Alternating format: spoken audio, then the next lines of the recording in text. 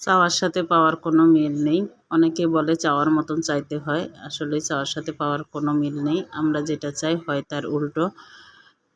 মাঝে, মাঝে মনটা এত খারাপ হয়, মনের সাথে নিজেই গল্প করি, হতাশায় ভুগি, আবার নিজেকেই সান্ত্বনা দিই। আসসালামু আলাইকুম, সবাই কেমন আছেন? আশা করছি সবাই আল্লাহর রহমতে ভালো আছেন। আমিও আলহামদুলিল্লাহ আল্লাহর রহমতে ভালো আছি।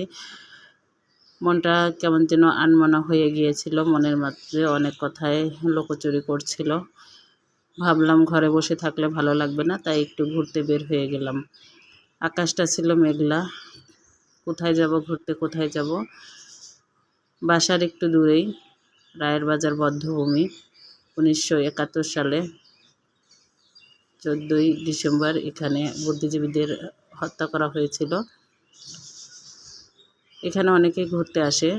আমিও যাই মাঝে মাঝে, আমার বাসার কাছে হাঁটতে যাই, তাই ঘুরতে গেলাম। জায়গাটা বেশ সুন্দর, খোলামেলা, ভালোই লাগে আমার কাছে। এখানে সকালেও হাঁটা যায়, বিকেলেও ঘোরা যায়। অনেক গাছগাছালি আছে।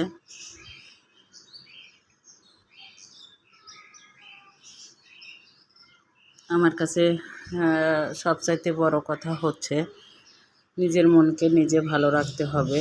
আপনার মন যদি ভালো না থাকে, কেউ আপনার মনকে ভালো করে দিবে না।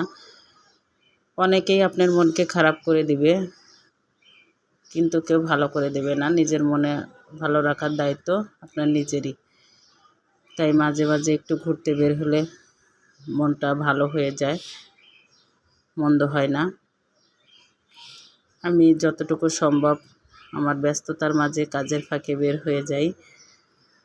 আমার কাছে বেশ ভালোই লাগে।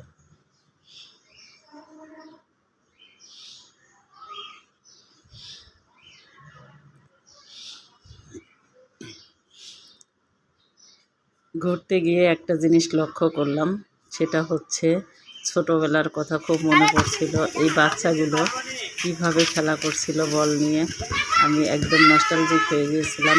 90 দশকে এরকম সবাই বল খেলতো। বিভিন্ন ধরনের খেলা ছিল, গোল্লা ছুট, দাড়িয়াবান্ধা, বউছি, অনেক কিছুই খেলা ছিল। আর বর্তমান যুগে এরকম খেলা একটু চোখে কমই পড়ে। এখন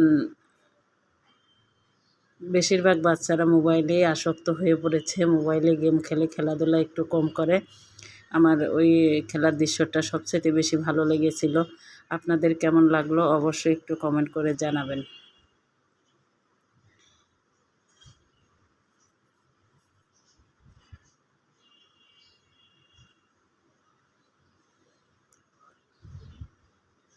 জীবনে কিছু পাই আর না পাই, তবে আল্লাহর শুকরিয়া আদায় করি সব সময়। কেননা জীবনে যতটুকুই পেয়েছি এটার জন্যই আলহামদুলিল্লাহ।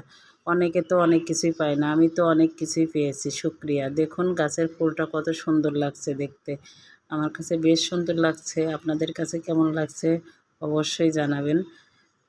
হাঁটছিলাম আর এই গাছগাছালি দেখছিলাম, বিশেষ করে লতা পাতায় একদম বধ্যভূমির চারপাশটা ভরে গিয়েছে। ঘুরে ঘুরে দেখছিলাম।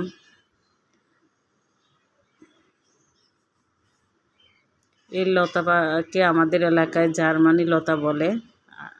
ছোটোবেলায় আমাদের হাত কেটে গেলে এই লতা পিষে হাতে দিলে পরে রক্ত বন্ধ হয়ে যেত।